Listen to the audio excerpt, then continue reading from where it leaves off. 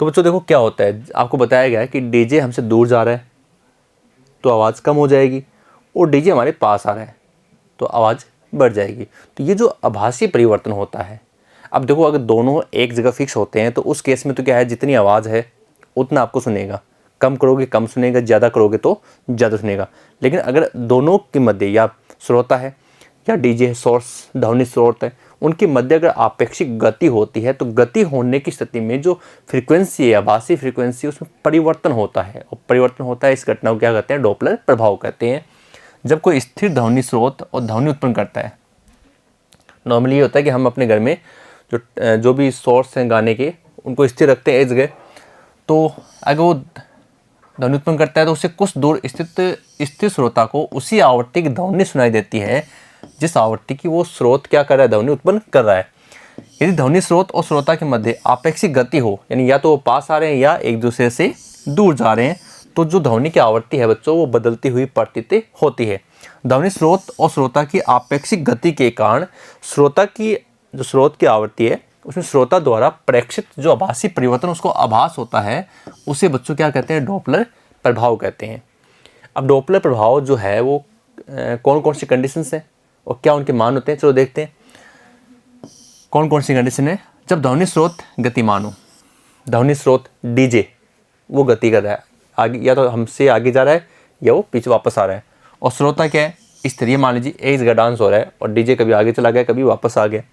श्रोता गतिमान है, इस पर नाचने वाले कभी इधर चले गए और वापस आ गए, लेकिन डीजे एक जगह पर है, ध्वनि स्रोत स्थिर है। तीसरा जो हमारी फेवरेट है कि डीजे भी चलता जा रहा है और हम भी साथ साथ उसमें डांस करते हुए जा रहे हैं, तो दोनों क्या हो गए, गतिशील हो गए।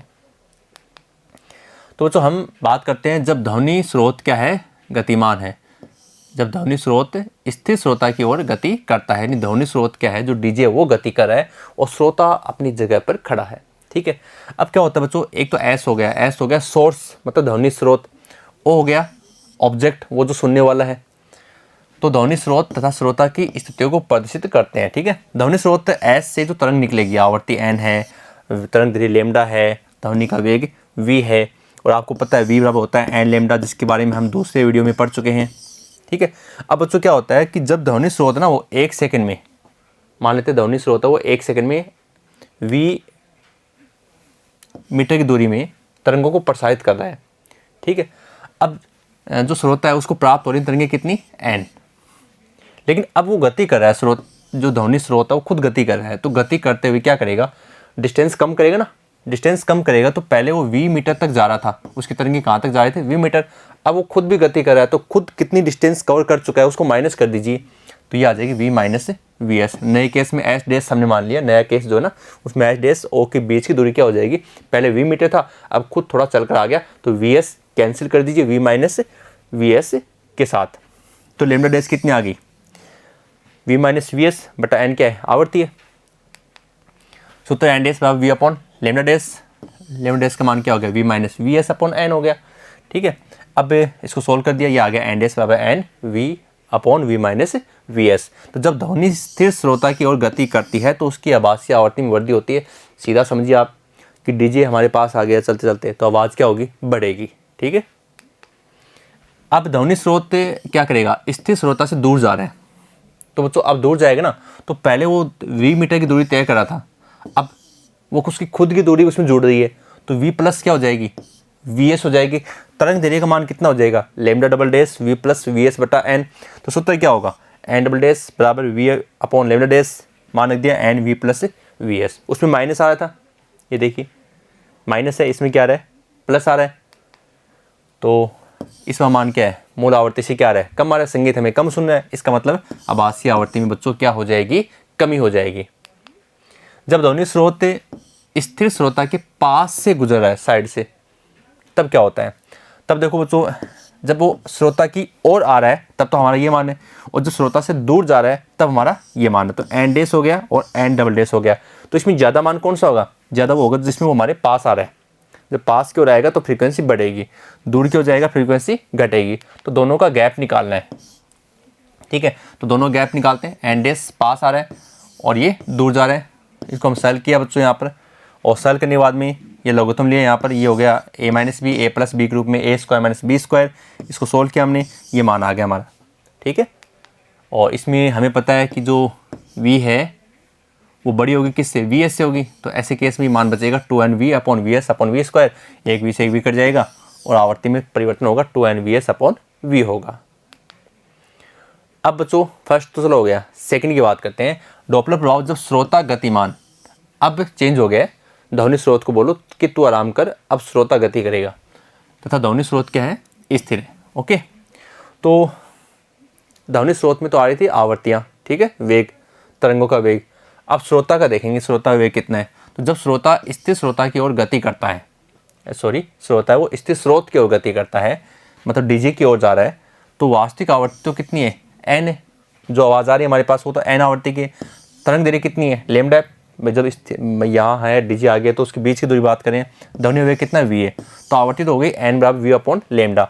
अब श्रोता ओ तथा एस दोनों स्थिर है, एक केस ऐसा मानते हैं, तो स्रोत द्वारा उत्पादित एन तरंगे प्रति सेकंड क्या कर रहा है, ग्रहण कर रहा है, मतलब नॉर्मल जो साउंड है उसको सुनाई दे रहा है। किंतु अब वह स्वयं स्रोत की ओर एक सेकंड में वी नॉट मीटर की दूरी तय कर लेता है। मान लीजिए एक सेकंड में कितना कर रहा है, वी नॉट कर रहा है, उसकी ओर जा रहा है। तो बच्चों देखो क्या होगा, तो स्रोत से उत्पन्न जो तरंगे होगी ना, अब उनका मान बदल गया। देखो पहले क्या था, वी अपॉन लेमडा था ना भाई, एन बराबर क्या था, वी अपॉन लेमडा। अब वो खुद जा रहा है तो वी नॉट तरंगों का क्या होगा, वो पार करता जाएगा, तरंगों को चेंज करता जाएगा। तो वी अपॉन लेमडा तरंगों के अतिरिक्त वी नॉट प्लस लेमडा तरंगे प्रति सेकंड वो क्या कर रहा है, मतलब खुद भाई तरंग कितनी है, एन बराबर वी अपॉन लेमडा, ठीक है। अब वो जैसे से पास जाएगा तो उसको वी नॉट दूरी तय कर रहा है वो साथ में, तो उसको प्लस में और उसकी फ्रिक्वेंसी और बढ़ेगी, आवृत्ति बढ़ेगी। तो वी लेमडा तो उसको मिल रही है, प्लस में उसको और बढ़ा हुआ शोर भी मिलेगा, इसलिए दोनों क्या हो जाएंगे बच्चों, जुड़ जाएंगी, v upon lambda plus v not upon lambda. और ये इसको सोल्व कर दिया हमने, v plus v not upon lambda लघुत्तम लेकर, ठीक है। तो अब हमें जो पहला जो मान था लेमडा बराबर वी अपॉन एन है, तो अब क्या करेंगे, लेमडा का मान रखने पर बराबर वी प्लस वी नॉट में हमने लेमडा का मान रख दिया जो पहले मूल मान था, इसको सोल्व किया हमने, तो आगे v plus v zero upon n जाएगा ऊपर और ये बन जाएगा एन डेस बराबर n v plus v zero upon v, समीकरण नंबर 1 हो गया। और समीकरण की जरूरत नहीं, इसका आंसर आ गया। जब श्रोता स्थिर स्रोत की ओर गति करता है तो उसकी आभासी आवृत्ति में वृद्धि होती है, सीधी सी बात है, डीजे के पास जाएगा साउंड बढ़ेगा। अब इसका अपोजिट करते हैं कि अगर दूर जाएगा तो वी नॉट वेग से जाएगा, तो पहले उसको तरंग प्राप्त हो रही थी वी अपॉन लेमडा, और अब ये तरंगे क्या होती जाएंगी, इतनी कम होती जाएंगी, तो माइनस कर देना आप, v upon lambda minus v not upon lambda, तो v minus v not upon lambda, ये दूसरा मान चल रहा है, ठीक है। अब एन डबल डेस, यहाँ लेमडा का मान था तो मूल कितनी थी, वी अपॉन एन थी, तो ये एन चला गया, उसमें पहले प्लस आया था पहले वाले में, इसमें माइनस आ रहा है, तो माइनस आया इसका मतलब क्या हो जाएगी, कमी हो जाएगी। तो जब श्रोता स्थिर स्रोत से दूर जाएगा तो आवाज़ की आवृत्ति में क्या होगी, कमी होगी। अगर आप डीजे से दूर जाओगे तो आवाज़ क्या होगी, कम सुनाई देगी डीजे की। जब श्रोता स्थिर स्रोत के पास आकर उससे दूर गुजर जाता है, नहीं साइड से, डीजे साइड में बज रहा है अभी, हमें तो कोई मतलब नहीं है, साइड से चले जाओ, तब क्या होता है, तो देखो जब आप स्रोत की ओर आते हो तो अब आवृत्ति बढ़ती है ना, तब तो ये मान है, और ये जब आप उससे दूर जाते हो तब ये मान है। ज़्यादा कौन सा होगा, जब उसकी ओर आ रहे हो आप, डीजे की ओर आ रहे हो, तो दोनों को घटा दो, इसमें से ये घटाना आपको, ये सिंगल एंड डेस है, ये एन डबल डेस है, तो देखो ये मान बड़ा है, इसमें घटा दें तो बचेगा ये वाला मान, ठीक है। दोबारा देखिए इसको, हमने क्या किया, एन डेस जब आप डीजे की ओर जा रहे थे माइनस, डीजे से दूर जा रहे हैं तो दोनों को घटा दिए, ये मान ज़्यादा था क्योंकि डीजे के पास जाएंगे आवाज़ बढ़ेगी, आवृत्ति बढ़ेगी, और यहाँ कम होगी, दोनों का गैप आ गया, तो ये आ गया आवृत्ति में कुल परिवर्तन। अब स्रोत और श्रोता दोनों गतिशील हैं, जो हमारी फेवरेट कंडीशन है। तो इसमें देखो बच्चों ये भी हो सकता है, इसमें कुछ अलग कंडीशन बनेंगी, जैसे मान लीजिए दोनों गतिशील हैं, वी एस एस सोर्स है, वी ऑब्जेक्ट, एक बार ऐसे बनेगा वी एस वी नॉट, ठीक है, या फिर ऐसे हो सकता है वी एस और चलिए हो गया एक, अपने करते हैं इसके पीछे करते हैं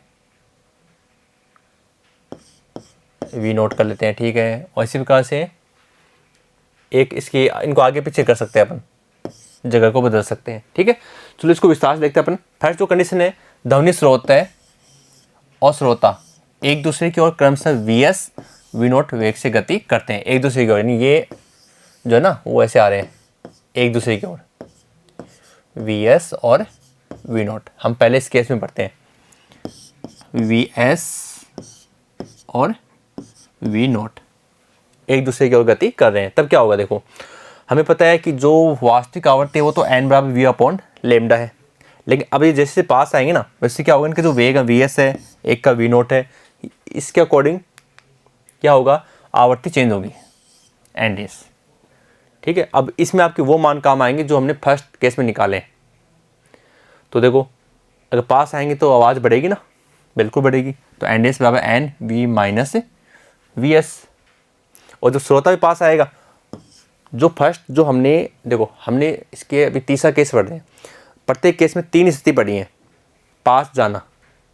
अब दोनों पास आ रहे हैं तो आपको दोनों जो आपने पढ़े हैं पहले, फर्स्ट कंडीशन में पहली कंडीशन और सेकंड में भी पहली कंडीशन, दोनों के आंसर ले आए। एक में तो डीजे खुद आ रहा है पास में और एक में श्रोता खुद पास में आ रहा है, दोनों मान ले आइए आप, कोई दिक्कत नहीं है। अब दोनों को परिवर्तित कीजिए तो ये आ गया वी से वी कट जाएगा, v plus v zero v minus v s. अब इसी प्रकार से हम कर देंगे दूसरे वाले में, जिसमें ध्वनि स्रोत और श्रोता एक दूसरे से क्रम से दूर जा रहे हैं। जैसे वी एस तो चला गया इधर और ये जा रहा है इधर वी नोट। ओके, तो अब क्या होगा, मूल आवर्ती तो वही है। अब पहले वाले केस की दूसरी कंडीशन ले आइए और दूसरे वाले केस की भी दूसरी कंडीशन ले आइए, जिसमें ध्वनि स्रोत दूर जा रहा है और श्रोता खुद दूर जा रहा है। तो देखो ये मान आ गया, ये मान आ गया। अब एन डेस का मान यहाँ रखने पर ये आ गया इसका सॉल्यूशन, ये बन गया आंसर। ठीक है, और जब ध्वनि स्रोत और श्रोता दोनों ध्वनि की दिशा में गति करें, आवाज़ की साइड में जा रहे दोनों, तब क्या होता है, अब ये देखो एन वी अपॉन लेमडा मूल है और वी एस वी जीरो वेग से गति कर रहे हैं, तब आवाज़ की आवृत्ति कैसे निकालेंगे, तो निकालते हैं बच्चों। ये देखो वी माइनस वी एस, ध्वनि स्रोत के हो जाए दोनों और एक का मान ये हो जाएगा। तो यहाँ पर एन डेस का मान रख देते हैं, यहाँ से सोल्व करते हैं, ये आ गया आपका N3। फिर एक और है जो इसी का अपोजिट है, ध्वनि स्रोत और श्रोता की ध्वनि क्या दिशा के विपरीत है। आपस में आप देख रहे हैं ध्वनि स्रोत एवं श्रोता ध्वनि की दिशा के विपरीत गति कर रहे हैं, दोनों अपोजिट साइड जा रहे हैं। तो उस केस में क्या है, आपको पता है ओरिजिनल कितना है, एन आवर्ती ले रहे हैं ये। ठीक है, और आवर्ती लेते हैं संचरण विपरीत दिशा में क्रम से V3 मान लेते हैं और वी नोट वेग से क्या करें, गति कर रहे हैं। यदि श्रोता स्थिर होता है तो ध्वनि स्रोत की श्रोता से दूर गति के कारण श्रोता की सुनाई देने वाली ध्वनि की आभासी आवर्ती, जो हम फर्स्ट केस में पढ़ चुके हैं और साथ में सेकंड में भी। तो जो स्टेप आपको चाहिए वो स्टेप आपको यहाँ लेने हैं। एन डेस हो गया n v upon v plus v s, श्रोता की स्रोत की ओर गति के कारण, बिल्कुल श्रोता की स्रोत की ओर गति के कारण, ये मैं सारे आपको उसमें बता चुका हूँ। 3 सूत्र आपको फर्स्ट कंडीशन में और 3 सेकेंड में, जब कौन किसके पास आ रहा है आपको वही ध्यान रखना है। अब एन डेस का मान रख दिए, मान रखने पर ये आपका आगे इसमें एक और आंसर आ गया। ठीक है, अब तो इसमें डॉपलर प्रभाव की सीमा बंधन है। सीमा बंधन क्या है कि ध्वनि स्रोत श्रोता तथा माध्यम का वेग ध्वनि के वेग से कम होना चाहिए। ध्वनि का वेग हम वैसे लाप्लास संशोधन के अकॉर्डिंग आया था 332 मीटर प्रति सेकंड है। न्यूमेरिकल्स में 330 भी रखा जाता है और 340 भी रखा जाता है। तो बच्चों अगर ऐसा अगर होता है ना तो क्या होती है, शंकु आकार में आकृति बन जाती है ध्वनि तरंगों की। जैसे जेट वायुयान होता है ना, जेट वायुयान, तो जेट वायुयान जाता है आगे की ओर, पीछे की ओर साउंड करते हुए जाता है, उसे कहते हैं परघाती तरंगे, क्योंकि ध्वनि के वेग से कम होनी चाहिए। प्रेक्षक की गति जो है तरंग संचरण दिशा में लंबवत होनी चाहिए। ये इसकी समस्या, लंबवत कंपनों को ही क्या करता है, सुन पाता है। ध्वनि स्रोत व श्रोता दोनों समान वेग से एक ही दिशा में गति करने पर, अगर ध्वनि स्रोत और श्रोता दोनों समान वेग से गति करें ना, तो उस स्थिति में आप डॉपलर प्रभाव के जो मेथड को अप्लाई नहीं कर पाओगे, डॉपलर प्रभाव प्रेक्षित नहीं होता है। बच्चों किताब में एक एग्जाम्पल है और 2 इस पर न्यूमेरिकल है। तो पहले एग्जाम्पल देख लेते हैं। कोई रॉकेट है 200 मीटर प्रति सेकंड की चाल से किसी लक्ष्य की ओर गतिमान है। गति करते समय वह 1000 हर्ट्ज आवृत्ति की तरंग उत्सर्जित करता है। इस ध्वनि का कुछ भाग लक्ष्य पर पहुंचकर प्रतिध्वनि के रूप में वापस रॉकेट की ओर क्या होता है, परावर्तित हो जाता है। ए का मान है इसमें आपको निकालना लक्ष्य द्वारा संसूचित ध्वनि की आवृत्ति तथा बी में निकालना रॉकेट द्वारा संसूचित प्रतिध्वनि की आवृत्ति परिकलित कीजिए। तो बच्चों रॉकेट की चाल है वी एस 200, मूल आवृत्ति एन 1000, वी का मान हालांकि सवाल में लिखा हुआ नहीं, लेकिन इस सवाल में लिखा हुआ मिलेगा आपको, क्योंकि कई जगह तो ये 340 भी होता है, ठीक है ना। तो इस सवाल में नहीं है, तो ये 330 अपन जो अपने आंसर वो 330 के अकॉर्डिंग आ रहे हैं, तो आपको लिखा हुआ मिल जाएगा इसमें। जैसे आगे वाला सवाल देखना, आपको लिखा हुआ मिलेगा। तो लक्ष्य द्वारा संसूचित आवर्ती रॉकेट लक्ष्य की ओर गतिशील है, रॉकेट लक्ष्य की ओर गतिशील है, तो ये इस तरह आ जाएगा, ठीक है। मान रख दो v माइनस वी एस गुणा 1000, ये आ गया 2538.46 हर्ट्ज। अब जो लक्ष्य से परावर्तित तरंगों के लिए लक्ष्य स्थिर स्रोत की भांति कार्य करेगा तथा गतिशील रॉकेट प्रेक्षक की भांति तथा एनडेस मूल आवर्ती होगी, तो उस केस में क्या होगी, ये हो जाएगी आपकी एन डबल डैश हो जाएगी v plus v not upon v गुणा एन डैश हो जाएगा। अब इसको आप सोल्व करेंगे तो ये आपने कर दिया, और एन डैश का मान पहले वाला मान लिया आप 330 बटा 330 माइनस 200, तो इसने पहले से घटा कर रख दिया आपको 330 माइनस कितना बच्चों 200 ना, तो इसने पहले घटा दिया 130 गुणा 1000 और इसको सोल्व कर दिया, ये आ गया 4096.92 हर्ट्ज। बिल्कुल आसान से क्वेश्चन है। एक और सिंपल सा क्वेश्चन है बच्चों कि रेलवे स्टेशन के बाह्य सिग्नल पर खड़ी कोई रेलगाड़ी रेलगाड़ी है शांत वायु में 400 हर्ट्ज आवृत्ति की सीटी बजाती है। प्लेटफॉर्म पर खड़े प्रेक्षक के लिए सीटी की आवृत्ति क्या होगी, जबकि रेलगाड़ी 10 मीटर प्रति सेकंड की चाल से प्लेटफॉर्म की ओर गतिशील है, और दूसरा 10 मीटर प्रति सेकंड की चाल से प्लेटफॉर्म से दूर जा रही है। एक बार पास आ रही है, एक बार दूर जा रही है। दोनों की प्रकरण में ध्वनि की चाल क्या है, शांत वायु में ध्वनि की चाल हम मानते हैं 340 मीटर प्रति सेकंड। तो आवृत्ति n 400, स्रोत का वेग वी एस होता है सोर्स, वी एस 10 मीटर प्रति सेकंड, ध्वनि में वेग 340। आभासी आवृत्ति निकालते हैं, ये हो गया आभासी आवृत्ति जब स्रोत प्लेटफॉर्म की ओर गतिशील है, प्लेटफॉर्म की ओर गतिशील है, ठीक है, v माइनस वी एस। तो 340 माइनस 10 गुणा 400, ये आ गया 412.12 हर्ट्ज। और जब ये दूर जा रहा है तब क्या आ जाएगा, ये लीजिए, तब ये आ जाएगा। हम बिल्कुल ये कंडीशन पढ़ चुके हैं सारी, कौन किसके पास आए तो क्या सूत्र होता है।